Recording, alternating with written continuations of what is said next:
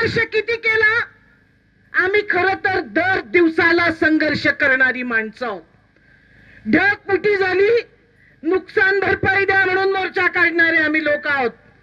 सरकारला आम्ही स्वस्त बसू देणार नाही हे सांगणारे आम्ही लोक आहोत. पीक विम्याचे पैसे का आमच्या भागात दिले नाही हे सांगण्यासाठी, हे विचारण्यासाठी, हा जाब विचारण्यासाठी आम्ही सतत सरकारचा त्यांना अस्वस्थ करून सोडणारे लोक आहोत. आम्ही कांद्याला भाव द्या म्हणून रस्त्यावर संघर्ष करणारे लोक आहोत. आम्ही दुधासह सर्व शेतीमालाला MSP गॅरंटी दिली पाहिजे सांगणारे लोक आहोत. म्हणजे गल्लीपासून दिल्लीपर्यंत हे सरकार आहे त्याच्या विरोधात आम्ही सतत संघर्ष केलेला आहे. आणि या संघर्षाचा परिणाम काय आहे? सगळ्यात मोठा परिणाम, वेगवेगळे परिणाम असतात.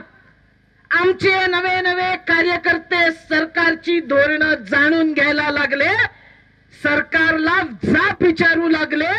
संघर्ष दिन करण्याचा हा फायदा आहे. आमचा आत्मविश्वास वाढतो आणि आम्ही सांगतो की आम्ही सरकारला घाबरणारी माणसं नाहीत, आम्ही पोलिसांना घाबरणारी माणसं नाहीत. आम्ही हा संघर्ष दिन साजरा करत असताना काय काय मिळवलं? आमच्या संघटनेचा विस्तार होत चाललाय. आमच्या संघटनेमध्ये नवीन नवीन घटक जोडले जायला लागलेत आणि कष्ट करणाऱ्या धुळ्यातल्या, नंदुरबारमधल्या, नाशिक मधल्या, औरंगाबाद मधल्या सर्व कष्टकऱ्यांची एकजूट करण्यामध्ये सत्यशोधक लाल बावटा महाराष्ट्रामध्ये आघाडीवर आहे, याचा आम्हाला अभिमान आहे. आमच्या संघटनेचा विस्तार होत असताना आम्ही केवळ महाराष्ट्रातल्या कष्ट करणाऱ्यांच्या सोबत तर आहोत, पण आम्ही देशामध्ये जेव्हा शेतकरी आंदोलनाला बसले, आपण त्यांना जाऊन पाठिंबा दिला.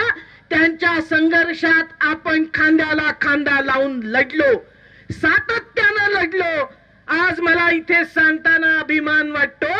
याचा परिणाम अखिल भारतीय किसान महासंघामध्ये सत्यशोधक कॉम्रेड्स हे नेतृत्वाच्या स्थानी आज निवड त्यांची झाली आहे. हा आपल्या संघर्षाचा विजय आहे, हे आपण लक्षात घेतलं पाहिजे. आम्ही इथे हे सांगायला जमलेलो आहोत. घोषित अघोषित काय स्वरूपाची आणीबाणी आहे ती केंद्रामध्ये आहे, ती इथे पण आम्हाला पदोपदी जाणवतीये. आणि अशा आणीबाणीला विरोध करण्यासाठी सत्यशोधक लाल बावटा सदैव रण मैदानात असेल, हे आम्ही 14 जुलैच्या या संघर्षाच्या दिनानिमित्त सांगतोय. आणीबाणीला आमचा विरोध का? आणीबाणी आणणं, सांस्कृतिक दहशतवाद आणणं, हे सर्व प्रकार म्हणजे लोकशाहीवर घातलेला घालाय. आणि आम्ही सत्यशोधक कॉम्रेड्स हे सांगायला इथे आलेलो की लोकशाहीवरचा कोणताही घाला आम्हाला मान्य नाही.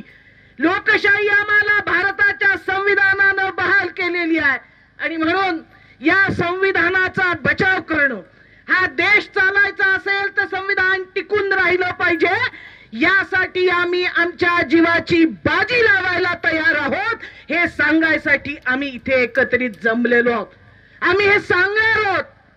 संघर्ष आम्ही जिथे जिथे, आम्ही केवळ वनजमिनीसाठी लढणारे लोक नाही, आम्ही सर्व शेतकऱ्यांसाठी लढणारे लोक आहोत.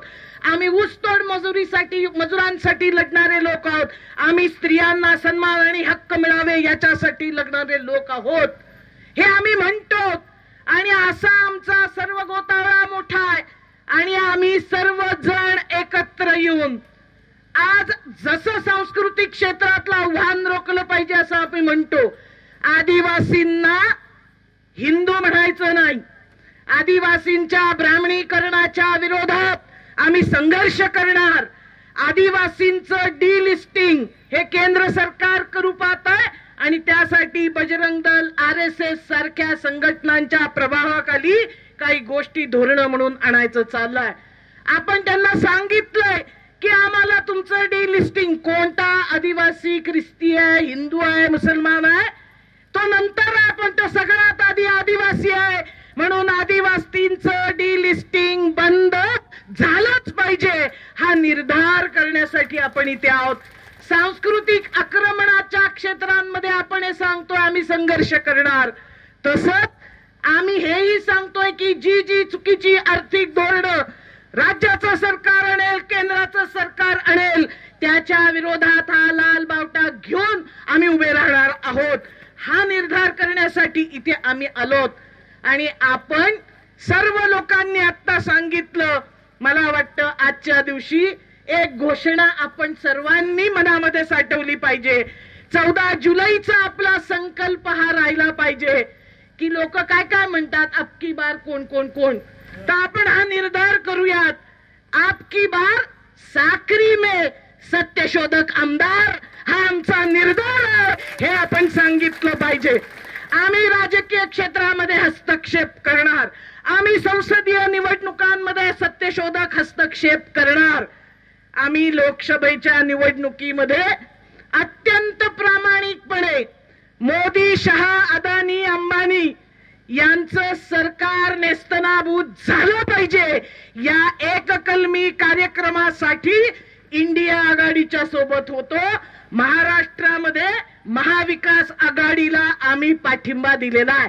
आम्ही फक्त काँग्रेसला पाठिंबा दिलेला नाही, कुठला एक पक्ष नाही, आघाडीला आम्ही पाठिंबा दिला होता. त्यांचे लोक इथे उभे राहिले, त्यांच्यासाठी आपण पदरमोड करून आपण पत्रक छापली, आपण सभा घेतल्या. कारण काय, संविधान वाचवण्याची लढाई आहे. कष्टकऱ्यांच्या पाठीशी कोणीतरी उभं राहिलं पाहिजे, आपल्या मताचे लोक वाढले पाहिजे संसदेत, हे आपण पाहिलं. आणि आपण निर्धार केल्यानंतर सत्यशोधक लाल बावट्याची ताकद, जे काँग्रेस आजपर्यंत दडपशाहीमध्ये आपल्या विरोधात होतं, त्यांना आपण दाखवून दिली की आम्ही प्रामाणिकपणे आमच्या मुद्द्यांचं राजकारण करतो. आणि ते केल्यानंतर काँग्रेसचे 2 खासदार हे फक्त आणि फक्त सत्यशोधक लाल बावट्यामुळे निवडून आलेले आहेत, हे त्यांनी लक्षात ठेवलं पाहिजे. ही आमची ताकद आहे. आता तुम्हाला निवडून दिलं, आता आमची बारी आहे. आम्ही मागणी केली पाहिजे. मी सत्यशोधक कम्युनिस्ट पक्षाच्या नेतृत्वाला महिला सभेच्या वतीनं ही विनंती करते की आपण साक्री विधानसभेची जागा सत्यशोधक कम्युनिस्ट पक्षासाठी मागितली पाहिजे, असा आमचा सर्वांचा आग्रह आहे. सगळ्यांना मान्य आहे? मान्य असेल माझी भूमिका तर टाळ्यांच्या गजरामध्ये आमचा सत्यशोधक आमदार निवडून येण्यासाठी साक्री विधानसभेची जागा सत्यशोधक साठी मागणी आपल्या पक्ष नेतृत्वाने करावी. तर संघर्षाचा पुढच्या टप्प्यावर आपण जाऊ. किती दिवस दुसऱ्याकडे मागायचं? आपला माणूसच त्या विधानसभेमध्ये गेला तर आपल्या कायद्यांसाठी, आपल्या प्रश्नांसाठी तो संघर्ष करणार आहे. सगळे बोलले म्हणून बोलते. लाडकी बहीण लई चाललंय. आता बहिणींची दैनंदिन व्यवहार घराघरात काय आहे फार सांगायला नको. आम्ही एकदा असं म्हटलं होतं की प्रत्येक कोर्टामध्ये 2 दिवस फक्त असे ठेवा की ज्या दिवशी हक्क सोड पत्र होणार नाहीत. बहिणीला संपत्तीत वाटा द्यायची वेळ आली की हक्क सोड पडतं, चोळी बांगडी बाद झालं. हे त्यांच्याकडे चाललंय ज्यांच्याकडे आहे. आपण तर मागतोय ना, आपण तर जमिनी स्त्री पुरुषांच्या नावे मागितल्या. आपण वेगळे लोक आहोत. एरवी बहिणींना लाथा घालणारे, त्यांना संपत्तीतून बाहेर काढणारे, त्याच विचारांचे असणारे लोक आता लाडकी बहीण योजना घेऊन आलेले आहेत. पण तो कोण भाऊ आहे? खिशातले पैसे देणारे का? कोणाचे पैसे आहेत? सरकारचे, म्हणजे आपले पैसे आहेत. त्यामुळे आपल्या सर्व महिलांनी त्या योजनेमध्ये फॉर्म 100% भरायचाच. लबाडाच्या घरचं जेवण आहे, जेवल्याशिवाय खरं नाही. पण आपल्याला विधानसभेच्या प्रचारामध्ये सांगायचंय, असे हरामखोर भाऊ आम्हाला नको, जे नुसते फॉर्म भरून घेतात पण 1500 रुपये देत नाही. तर लाडकी बहीण म्हणतील पण भाऊ दोडके आहेत जे जाहीर करतायत, तो पक्ष दोडका आहे. त्याच्यामुळे त्यांच्या नादी लागायचं नाही. पैसे सरकारचे म्हणजे जनतेच्या. योजनेमध्ये 100% सर्वांनी फॉर्म भरा आणि आमच्याकडच्या इतक्या हजार महिलांनी फॉर्म भरून सुद्धा 1500 तर सोड, ₹1.5 पण आमच्या खात्यात तू का टाकला नाही, हा विधानसभेला प्रश्न आपल्याला विचारायचा आहे. आणि आपला आमदार कोणी असेल पक्ष देईल तो आपल्याला बहुमतानं निवडून आणायचा म्हणजे आणायचाच आहे, हा निर्धार आपण करायचा.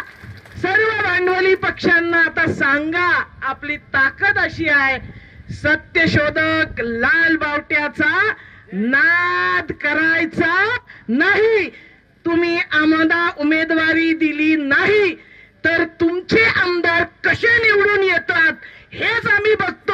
हा निर्धारानं येत्या निवडणुकीमध्ये आपण सहभागी होऊयात अशी पक्ष नेतृत्वाला पुन्हा विनंती करते. आणि लढेंगे जितेंगेचा नारा आपण बुलंद ठेवूयात, एवढंच आजच्या दिवशी बोलते. सर्वांना 14 जुलै संघर्ष दिनाच्या क्रांतिकारी शुभेच्छा देते आणि थांबते. सत्य की जय हो. लाल सलाम.